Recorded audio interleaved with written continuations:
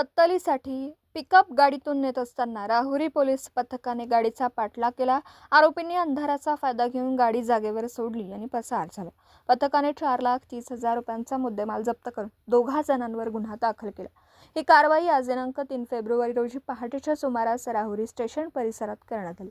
राहुरी येथील पोलीस पथक आज दिनांक 3 फेब्रुवारी रोजी पहाटे 4:45 वाजण्याच्या दरम्यान गस्त घालत असताना राहुरी तालुक्यातील रेल्वे स्टेशन रोडवर तांदूळवाडी शिवारात एक संशयित पिकअप गाडी भरधाव वेगाने जात असताना त्यांना दिसून आली। पथकाने त्या गाडीचा पाठलाग केला तेव्हा सदर पिकअप गाडी ही रोडवर लावून त्यातील चालक व सोबत एक इसम असे गाडी सोडून अंधारात पळून गेले। पथकाने गाडीची पाहणी केली असता त्यामध्ये 3 मोठ्या जर्सी गाई व 2 लहान वासरं असे गाडीत दाटीवाटीने बांधलेले मिळून आले। यावेळी पथकाने लहान मोठ्या 5 गाई व महिंद्रा पिकअप असा एकूण 4,30,000 रुपयांचा मुद्देमाल जप्त केला।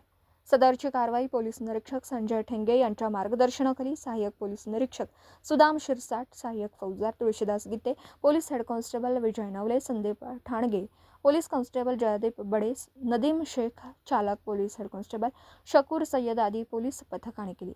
सहाय्यक पोलीस निरीक्षक सुदाम शिरसाट यांच्या फिर्यादीवरून पोलीस ठाण्यात अज्ञात 2 जणांवर गुन्हा रजिस्टर नंबर 113/2026 महाराष्ट्र पशुसंवर्धन कायदा व मोटार वाहन कायदा अन्वये गुन्हा दाखल करण्यात आला। पुढील तपास सहाय्यक फौजदार तुळशीदास गीते करीत आहेत। दीपक साळवेसह योगेश पवार, न्यूज 14 राहुरी।